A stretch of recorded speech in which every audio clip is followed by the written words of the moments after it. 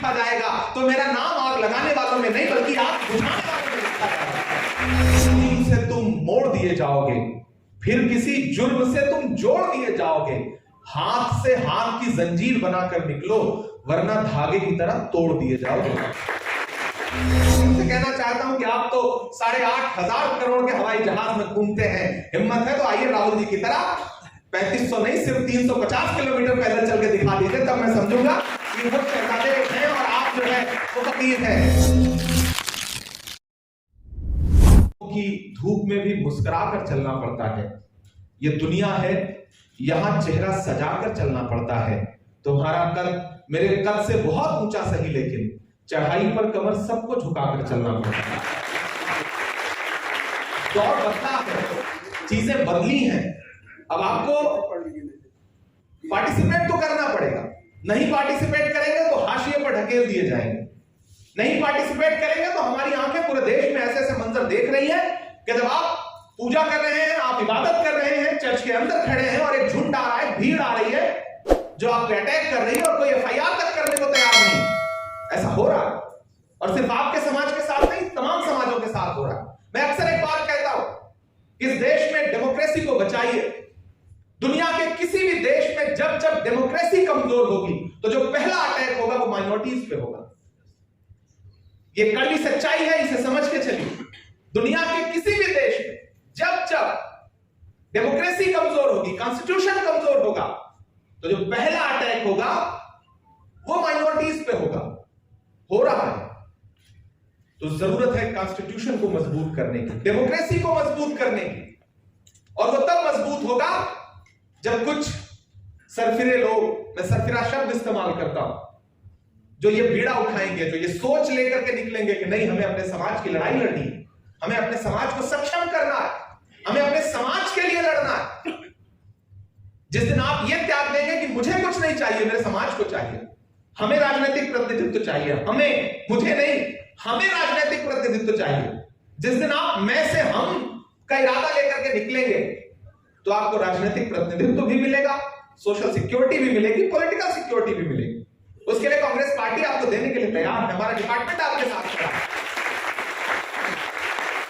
और ये बातें मैं सिर्फ कह नहीं रहा हूं, पिछले 1 साल में मैं लगातार इस बात की कोशिश कर रहा हूं। लिटिल फ्लावर चाइल्ड पे जब अटैक हुआ तो सबसे पहले हमारा माइनॉरिटी डिपार्टमेंट वहां पहुंचा, हमारे चेयरमैन दिल्ली के वहां पहुंचे, हम खड़े रहे। जब रुड़की में चर्च पे अटैक हुआ तो मीनाक्षी जी यहां बैठी, हम सारे लोग इस कोशिश में लगे थे कि पहले एफआईआर हो, इस तरह की हरकतें रुकनी चाहिए। और ऐसा ही नहीं कि सिर्फ जहां हमारी सरकारें नहीं है हम वहीं खड़े हैं, जहां हमारी सरकारें हैं अगर वहां भी क्रिश्चियन कम्युनिटी पे या किसी भी माइनॉरिटी कम्युनिटी पे अटैक हो रहा है तो हमारी कोशिश है कि हम बात कर रहे हैं, हम लगातार शिकायत कर रहे हैं, लीडरशिप के सामने नोट भेज रहे हैं, उनके सामने अपनी बात रख रहे हैं कि हमारी सरकार है, ये अटैक हुआ है, आप इस पर कार्रवाई करवाइए। हम लगातार लड़ रहे हैं।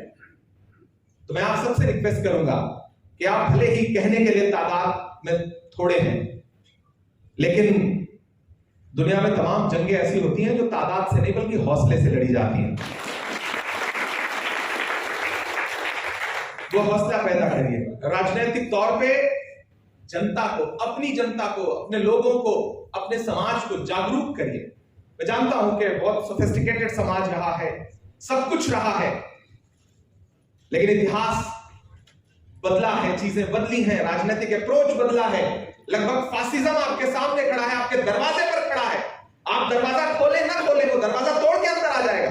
अगर आप ये सोचते हैं कि आपने दरवाजा बंद रखा हुआ है, बाहर क्या हो रहा है हमें क्या मतलब, तो नहीं। अगर पड़ोस में आग लगी हो तो आप सुकून से नहीं रह सकते, आपको ये बात समझनी पड़ेगी।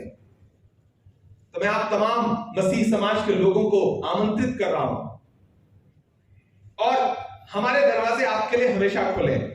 इससे पहले अल्पसंख्यक समाज में, अल्पसंख्यक डिपार्टमेंट ने किस तरह काम किया, आपको जोड़ने के प्रयास किए या नहीं किए। हालांकि हमारे अपने डिपार्टमेंट में मैं नेशनल चेयरमैन हूं, हमारे national vice chairman Christian community से हैं, तो हमने रिप्रेजेंटेशन देने में कोई कोर कसर नहीं छोड़ी। कांग्रेस पार्टी में आप अंदाजा लगाइए, कांग्रेस पार्टी के कलेजे को समझिए कि ए.के. एंटोनी साहब को इस देश का डिफेंस मिनिस्टर बनाया। ये छोटी मोटी बात नहीं है। रिप्रेजेंटेशन देने में कभी कोई कोर कसर कांग्रेस पार्टी ने नहीं छोड़ी। मैं फिर चाहता हूं कि फ्रेश लोग आए, नए लोग आए, राजनीति में पार्टिसिपेट करें। राहुल जी लगातार देश में कह रहे हैं कि डरो मत, आप पे जुल्म हो रहा है, तो मजलूम बनकर के चुप मत रहो, डरो मत, आगे बढ़ो और जुल्म के सामने खड़े हो जाओ, क्योंकि तानाशाह हमेशा डरपोक होते हैं। तानाशाही कहने में बहुत ताकतवर होती है लेकिन असल में बहुत कमजोर होती है। तो आप अगर खड़े हो जाएंगे तो इस देश का सभ्य समाज, इस देश का बहुसंख्यक समाज भी आपके साथ खड़ा है। आज भी इस देश में अच्छे लोगों की कमी नहीं है, जरूरत यह है कि उन्हें तलाशिए और उनसे कनेक्ट होइए। मैंने कहा मैं पिछले तकरीबन 1.25 साल से माइनॉरिटी डिपार्टमेंट का अध्यक्ष हूं और मैं कोशिश कर रहा हूं कि देश के हर राज्य में क्रिश्चियन कम्युनिटी को प्रॉपर ऑर्गेनाइजेशन में रिप्रेजेंटेशन मिले। मैंने ये मैंडेटरी किया हुआ है कि हर डिस्ट्रिक्ट में अगर आप डिस्ट्रिक्ट चेयरमैन बना रहे हैं तो कोशिश करिए कि वर्किंग चेयरमैन या वाइस चेयरमैन क्रिश्चियन कम्युनिटी का बनाइए, सिख कम्युनिटी का बनाइए, क्योंकि हमें लोगों को जोड़ना है। हमारी कोशिश यही रही है, हमारा हमेशा से हमारा इतिहास यही रहा है कि हमने जोड़ा है लोगों को। महात्मा गांधी जी ने क्या किया, एक फकीर इंसान, बदन पे कपड़े भी नहीं, बहुत कम कपड़ों में एक लाठी लेकर के निकले तो पूरा देश जुड़ता चला गया। पंडित जवाहरलाल नेहरू जी ने क्या किया, आगे बढ़ के लोगों को सीने से लगाया, लोगों को जोड़ा।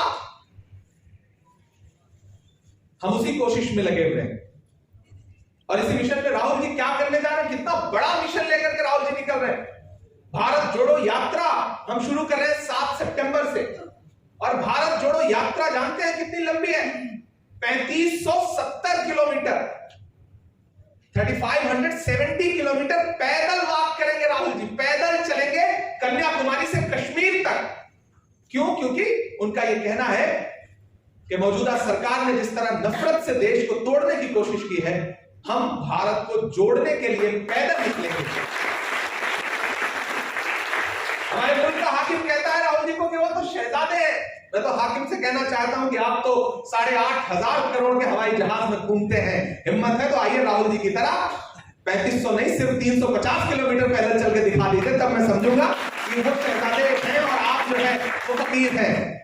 तो राहुल जी एक बड़े मिशन के साथ निकल रहे हैं। मैं माइनॉरिटी डिपार्टमेंट के अध्यक्ष की हैसियत से मैंने खुद कहा है कि मैं राहुल जी आपके कदम से कदम मिला करके आप 3570 चलेंगे तो मैं कोशिश करूंगा कि मैं 3570.100 मीटर चलूं, ताकि हमारा योगदान जो है मुल्क को बचाने में, मुल्क की लड़ाई लड़ने में, कॉन्स्टिट्यूशन को बचाने में, डेमोक्रेसी को बचाने में, बिल्कुल ऐसा लिखे कि माइनॉरिटी जो है वो कदम से कदम मिला करके आपके साथ खड़ी थी। क्योंकि पहला हमला तो हम पर है, माइनॉरिटीज पे पहला हमला होता है जब भी डेमोक्रेसी कमजोर होती है। और आज डेमोक्रेसी को बुलडोज किया जा रहा है, इसमें कोई दो राय नहीं। सिर्फ घर बुलडोज नहीं हो रहे, न्याय को बुलडोज किया जा रहा है, जस्टिस को बुलडोज किया जा रहा है। और ऐसे वक्त में अगर एक बड़ी राजनीतिक ताकत के रूप में आप सब नहीं खड़े होते हैं तो हमला सब पर है। और शुरुआत ऐसे ही होती है, छोटी छोटी कोशिशों से ही चीजें शुरू होती हैं। आज 200 लोग बैठे हैं, मैं आशा करता हूं, मैं उम्मीद करता हूं कि अगला इस तरह का कोई मसीह मिलन कार्यक्रम या कन्वेंशन करिए तो उसमें 2000 लोग बैठे हों। और अगला टारगेट होना चाहिए कि देश के किसी राज्य में जब आप बड़ा कन्वेंशन करें तो उसमें कम से कम 20,000 लोग हों। ये कोशिश करनी पड़ेगी आपको, और राजनीति में ताकत तो दिखानी पड़ती है। एकदम सीधे सीधे इस बात को समझिए, ये डेमोक्रेसी है, डेमोक्रेसी में नंबर बहुत मायने रखते हैं। तो एकजुट होकर के ताकत बनिए, ताकत बनेंगे तो गिनती भी की जाएगी, रिप्रेजेंटेशन भी मिलेगा, आपकी शर्तें भी मानी जाएंगी। सबक लीजिए उन किसानों से जो एक ताकत के साथ आए और उन्होंने झंडे गाड़ दिए और उन्होंने कहा जब तक अपनी नहीं मनवा लेंगे नहीं उठेंगे। 700 शहादतों के बाद सरकार की आंख खुली और एक दिन तानाशाह को मजबूर होकर के कहना पड़ा कि हम मान रहे हैं आपकी बात, माना। तो वो इच्छा शक्ति, वो आत्मबल, वो विल पावर और सच्चा मिशन, जब समाज की बेहतरी, देश की बेहतरी आपका मिशन हो तो दुनिया की बड़ी सी बड़ी राजनीतिक ताकत को भी झुकना पड़ता है। ये सच है। तो सच्चे मिशन के साथ आइए। आपका मकसद, अगर आप सोशल काम भी कर रहे हैं तो आपका मकसद ये होना चाहिए कि हम कैसे अपनी सोसाइटी को, अपनी कम्युनिटी को कुछ बेहतर दे सकें। एजुकेशन के लिए, हेल्थ के लिए, हम अपनी सोसाइटी को, कम्युनिटी को कैसे कुछ बेहतर दे सकें। तो मैं एक बार फिर से अलग अलग स्टेट से जो हमारे फादर हैं, प्रीस्ट हैं, बाकी धर्म गुरु हैं, जो बिलीवर हैं, मैं सबका दिल्ली में स्वागत करता हूं अल्पसंख्यक विभाग की तरफ से।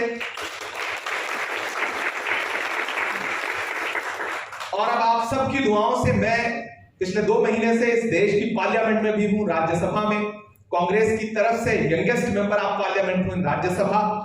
तो मैं आपसे वादा भी कर रहा हूं कि आपके जो इश्यूज हैं, जो जेन्युइन इश्यूज हैं, जिन्हें आप समझते हैं कि इन पे मजबूती के साथ आवाज उठनी चाहिए, तो मेरे दरवाजे आपके लिए हमेशा खुले हैं। आप आए, एआईसीसी में माइनॉरिटी डिपार्टमेंट का ऑफिस है, वो आपका ऑफिस है, आप जब चाहें वहां आए, हमारा स्टाफ आपका वेलकम करेगा, हम आपका स्वागत करेंगे। आइए, अपनी दुश्वारियां, अपनी परेशानियां, अपनी समस्याएं बताइए। हम कोशिश करेंगे कि संबंधित राज्यों में हमारा चल सके, हमारी जितनी पॉलिटिकल, सियासी, जितनी हमारी ताकत है उसके साथ हम आपके लिए खड़े हों। यह मुश्किल वक्त है, मैं कह रहा हूं, हमेशा ये बात कह रहा हूं कि यह राजनीति के लिए मुश्किल वक्त है। पहले तालीम से तुम मोड़ दिए जाओगे, फिर किसी जुर्म से तुम जोड़ दिए जाओगे। हाथ से हाथ की जंजीर बनाकर निकलो, वरना धागे की तरह तोड़ दिए जाओगे। तो अच्छा है कि लोग जिंदा दिल हैं, इनकी पॉजिटिव एनर्जी जो है वो आप सब में है और आप सब कुछ बहुत बेहतर कर सकते हैं। तो आपके साथ जो लोग हैं, आपसे जुड़े जो लोग हैं, उन्हें समझाइए। आप सबकी कोशिशें, बिना सबकी कोशिशों से कुछ नहीं होगा। सब मिलकर आवाज लगाएं तो कुछ चांद पे रोक पड़े। मैं तन्हा जुगनू हूं, मेरे चिल्लाने से क्या होगा। सबको बोलना पड़ेगा, सबको कोशिश करनी पड़ेगी। और ये मत सोचिए कि आपकी कोशिशें, मतलब आपकी जो छोटी कोशिश है वो तो छोटी सी है, उससे क्या हो जाएगा। नहीं, वो बहुत अहम है। मैं अक्सर इस तरह की सभाओं में एक वाकया सुनाता, छोटी सी कहानी अक्सर जो मुझे बहुत प्रभावित करती है। एक बार जंगल में आग लगी थी, जंगल के सारे जानवर जंगल छोड़ के भाग रहे, परिंदे जंगल छोड़ के भाग रहे, जंगल धू-धू करके जल रहा था। जिस तरह इस वक्त मुल्क में नफरत की आग लगी हुई, जंगल जल रहा था। एक नन्ही सी गौरैया, छोटा सा परिंदा होता है, वो अपने जलते हुए आशियाने को देख रही थी। उसके अंदर पता नहीं कहां से हिम्मत आई, वो उड़ के पड़ोस एक जंगल था, उसमें तालाब था, उस तालाब में गई और अपनी नन्ही सी चोंच में 2 बूंद 3 बूंद जो पानी भर सकती थी उसने पानी भरा और उड़ करके वो दहकती हुई आग के ऊपर आई और चोंच का पानी छोड़ दिया। फिर पानी लेकर के आई, फिर छोड़ दिया। ये करते करते जब वो बहुत थक गई तो पड़ोस की जंगल की डाल पे बैठ के सुस्ताने लगी, तो एक अजगर वहां बैठा था। उसने कहा, क्यों नहीं गौरैया, तुझे क्या लगता है तेरे 2 बूंद पानी से जंगल की इतनी बड़ी आग बुझ जाएगी? तो गौरैया के जवाब को अपना जवाब बनाइए।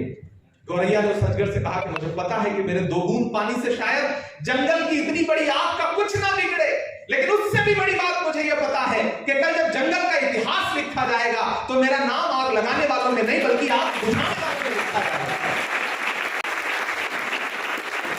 इस वक्त हमें ये कोशिश करनी और वो राजनीतिक तौर पे करनी, एकजुट होकर के करनी। इस देश में सोशल मीडिया ने जिंदगी में बहुत दखल दिया है। हमारे पास बहुत आसानी है बुरे को बुरा कहना। कुछ हमें बुरा दिखता है तो हम नीचे एक कमेंट डालते हैं और हमें लगता है कि हमने अपनी जिम्मेदारी पूरी कर। नहीं, इस देश में बुरे को बुरा कह देने भर से काम नहीं चलेगा। जो अच्छा है उसके साथ खड़ा भी होना पड़ेगा।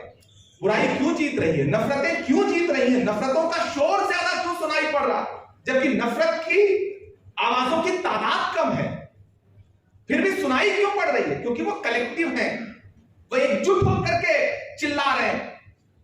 अच्छे लोग, मोहब्बत वाले लोग ज्यादा हैं, इसमें कोई दो राय नहीं, लेकिन वो एकजुट नहीं है। वो घरों में बैठे हैं, वो अपने काम में व्यस्त हैं। उन्हें लगता है कि हमारा इससे क्या लेना देना। नहीं, अगर नफरत एकजुट है तो मोहब्बत को भी एकजुट होना पड़ेगा। तो आइए, आप सबका एक बार फिर से बहुत सारा शुक्रिया। अच्छा लगा आप सबसे मिलकर के, और मैं राहुल जी से मिलूंगा तो उन्हें जरूर बताऊंगा कि एक बहुत ही शानदार मसीह समाज के कार्यक्रम में गया, लोगों की एनर्जी देख करके अच्छा लगा।